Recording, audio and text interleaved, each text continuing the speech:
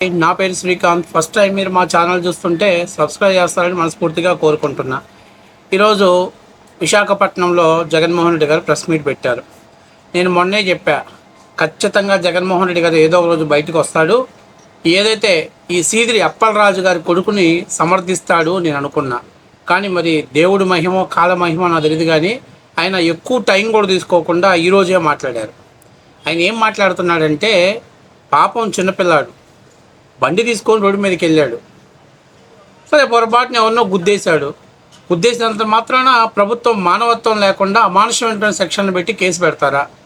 ఆ అభినయం, ఆ నటన, ఆ ప్రేమ, ఆ మాట మన వల్ల కాదు. కానీ అన్న జగన్మోహన్ రెడ్డి గారి నోటి నుంచే జాలు వారితే ఆ వీడియోకి పూర్తి స్థాయిలో న్యాయం చేసిన వాళ్ళం అవుతాం.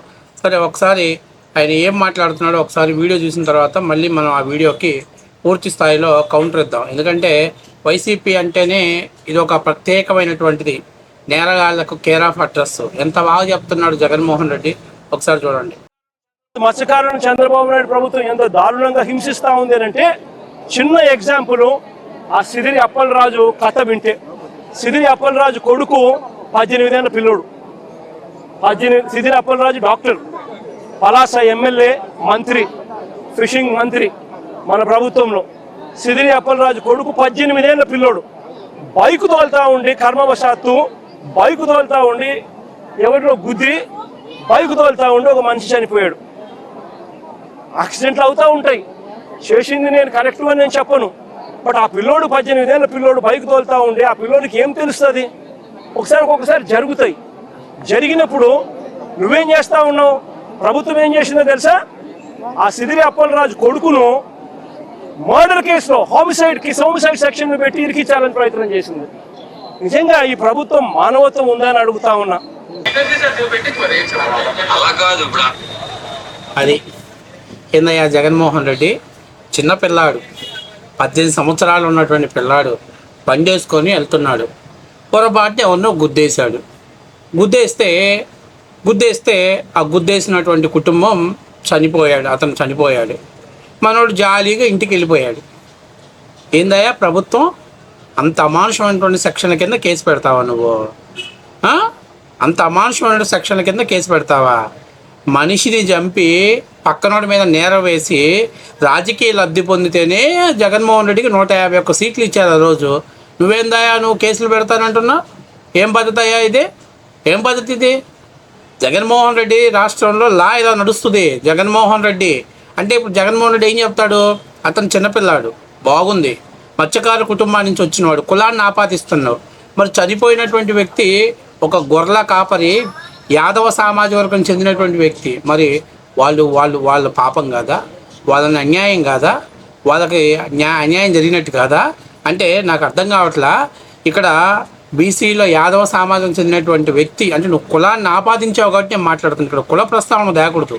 జరిగినటువంటిది క్రైమ్ని మాత్రమే చూసుకోవాలి. ఆ క్రైమ్ గురించి మాత్రమే మనం మాట్లాడాలి తప్పనిచ్చి నువ్వు ఇక్కడ మత్స్యకారు కుటుంబం అని ఏదో అక్కడికి వెళ్ళి మొసలి కన్నీరు గారుస్తున్నావు. మరి చనిపోయినటువంటి వ్యక్తి యాదవ సమాజం చెందినటువంటి వ్యక్తి కదా, అతను కూడా ఒక బీసీ వ్యక్తే కదా. మరి అలాంటి వ్యక్తి, అది సీదిరి అప్పలరాజు వాళ్ళ అయ్యే మినిస్టర్గా, అప్పలరాజు బాగా మినిస్టర్గా ఉన్నప్పుడు బాగా సంపాదించి పెట్టాడు. బ్రహ్మాండంగా పలాసలో ఉన్నటువంటి కొండలకు గుండు కొట్టి గ్రానైట్ మా గ్రావెల్ మాఫియా చేసి బాగానే సంపాదించాడు. కానీ చనిపోయినటువంటి వ్యక్తి ఒక సాధారణమైనటువంటి రైతు కుటుంబంలోంచి ఒక గొర్రెల కాపరి. మరి ఆయన్ని గుద్దేసి వెళ్ళిపోయినటువంటి సీదిరి అప్పలరాజు కొడుకు మీద నువ్వు జాలి చూపిస్తున్నావే, మరి చనిపోయినటువంటి ఆ దానయ్య కుటుంబానికి ఎందుకు జాలి చూపించట్లా? నువ్వు ఎందుకు మాట్లాడట్లా? అసలు సీదిరి అప్పలరాజు కొడుకుని కోర్టులో హాజరుపరిచారా? అతను తీసుకెళ్ళింది నిన్న, ఈరోజు తీసుకున్నారు హ్యాండ్ ఓవర్లో. ఇవాళ తీసుకుంటే అప్పుడు జడ్జి గారికి ఇన్వాల్వ్ అయ్యి జడ్జి గారు ఏం సెక్షన్లో పెట్టారంటానంట. అసలు ఒకసారి జగన్మోహన్ రెడ్డి గారికి ఆ స్క్రిప్ట్ రాసిన వాడికి దండం పెడతారా స్వామి? నీకు అసలు తెలుసా? అసలు బైక్ యాక్సిడెంట్ నడిపితే ఏమైతే తెలుసా? ఫస్ట్ ఆఫ్ ఆల్ నేను చెప్తున్నా విను. ఫస్ట్ ఆఫ్ ఆల్ లైసెన్స్ ఉండి 18 సంవత్సరాలు నిండినటువంటి వ్యక్తి, అంటే మేజర్ అయిన వ్యక్తి కానీ బండి నడుపుతూ యాక్సిడెంట్ అయితే అతనికి సాధారణమైనటువంటి సెక్షన్ల కింద కేసు నమోదు చేస్తారంటే బెయిలబుల్ సెక్షన్స్ కింద కేసు నమోదు చేస్తారు. అలా కాకుండా నిర్లక్ష్యంగా అట్లాగే ర్యాష్ డ్రైవింగ్ నడిపినటువంటి వ్యక్తి, ఒక లైసెన్స్ ఉంటే అతనికి కూడా కఠినమైనటువంటి చట్టాల కింద కేసులు వర్తిస్తుంది, కానీ బెయిల్ అనేది మంజూరు అవుతుంది. సో ఇందులో ఎలాంటి ఇబ్బంది లేదు.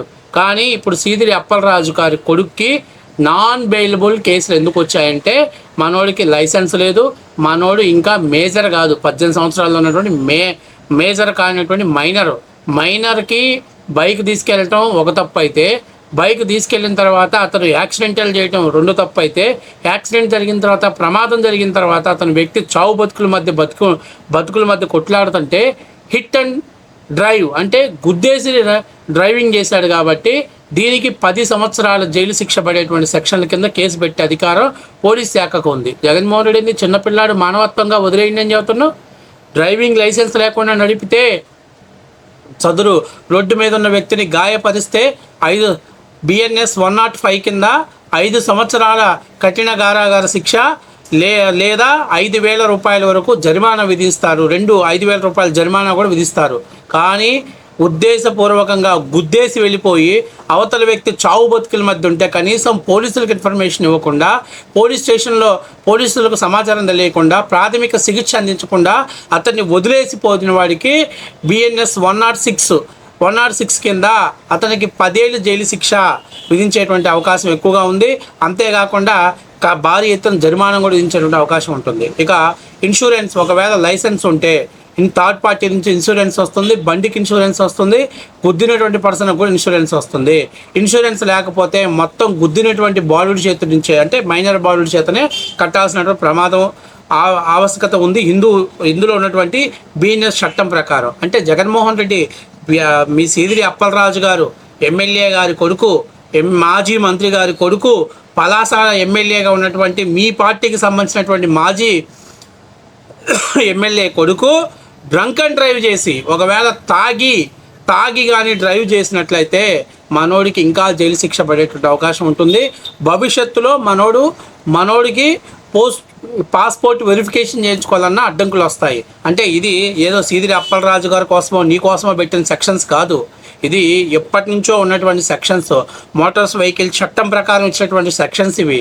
అంటే ఒక డబ్బుండి బలిసి డబ్బు కళ్ళకు నెత్తికెక్కి ఏం చేయాలో అర్థం కాని సీదిరి అప్పలరాజు కొడుకు బండి నడిపి ఒక సామాన్యమైనటువంటి వ్యక్తి పొట్టకూటి కోసం గొర్రెలు కాసుకున్నటువంటి ఒక యాదవ సామాజికి చెందినటువంటి వ్యక్తిని గుద్ది కనీసం అతనికి బతుకున్నాడా లేదా ప్రాథమికంగా ఆలోచన చేసుకోకుండా, కనీసం దర్యాప్తు చేసుకోకుండా, కనీసం అతన్ని బతుకుంటే కనీసం అతనికి సహాయ సహకారాలు అందించాలని కనీసం ప్రాథమిక చికిత్స కోసమైనా ఫోన్ చేయకుండా అతన్ని వదిలేసినటువంటి సీదిరి అప్పలరాజు కొడుకు చిన్నపిల్లాడైతే అసలు ఏమీ సంబంధం లేకుండా రోడ్డు మీద నడిచినటువంటి పాపానికి అన్యాయంగా బలైనటువంటి దానయ్య కొడుకులు ఏమవుతారు, దానయ్య ఏమవుతాడో జగన్మోహన్ రెడ్డి చెప్పాల్సిన పరిస్థితి ఉంది. ఇంకొక ముఖ్యమైన విషయం, ఒకవేళ కానీ సీదిరి అప్పలరాజు కొడుకు మైనర్ అయితే సీదిరి అప్పలరాజు కూడా బొక్కలోకి పోతాడు.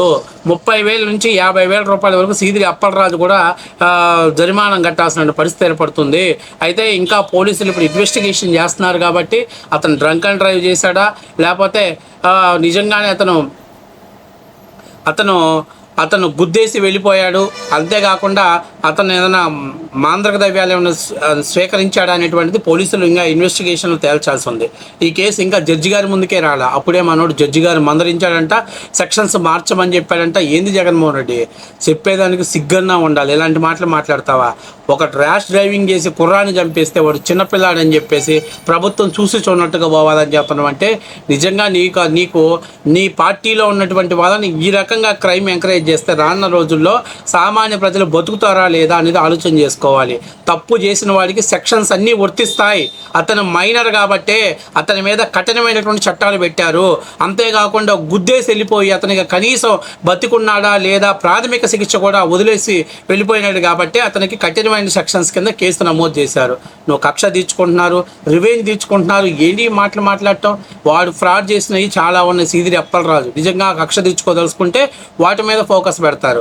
ఇప్పటికైనా సిగ్గు తెచ్చుకొని మీడియా సమావేశం ఏది పడితే అది వాగటం, ఎంత పడితే అంత వాగటం, నోటికి ఏది వస్తే అది మాట్లాడటం కాదు. కనీసం బుర్ర ఉండాలి. జనాలు నవ్వుతున్నారు. చిన్నపిల్లాడేంట్రా బాబు, చిన్నపిల్లాడు అంటాడేంటి? వాడికి పెళ్లి చేస్తే మళ్ళీ 2 పిల్లలను పుట్టిస్తాడు వాడు. ఆడు చిన్నపిల్లాడేంటి? పోస్తే పలాస మొత్తానికి వస్తాడు వాడు. సిగ్గుండాలి మాట్లాడటానికైనా నీకు.